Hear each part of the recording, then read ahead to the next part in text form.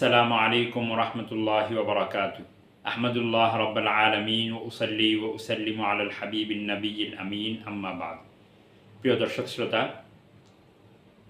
তোমাদের মধ্যে যারা এইচএসসি পরীক্ষায় অংশগ্রহণ করেছো বা আলিম পরীক্ষায় এবং এখন ফলাফল প্রকাশের অপেক্ষায় আছো, কিন্তু তোমাদের যারা কাঙ্ক্ষিত পর্যায়ের পরীক্ষা দিতে পারোনি, কিন্তু খুবই টেনশনে আছো কিভাবে ভালো ফলাফল হয়, অথবা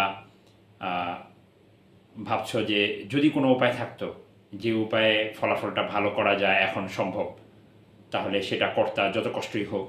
তো তোমাদের উদ্দেশ্যে একটি সুখবর দিচ্ছি, সেটি হলো একটি আমল আছে ছোট্ট। এই আমলটি যদি করতে পারো তাহলে আশা করা যায় আশানুরূপ ফলাফল পাবে ইনশাআল্লাহ।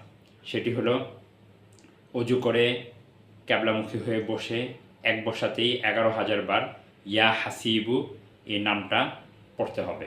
এভাবে লাগাতার 3 দিন পড়তে হবে। তাহলে আশা করা যায় ইনশাআল্লাহ অবশ্যই আমাদের কাঙ্ক্ষিত ফলাফল আমরা অর্জন করতে পারবো ইনশাআল্লাহ।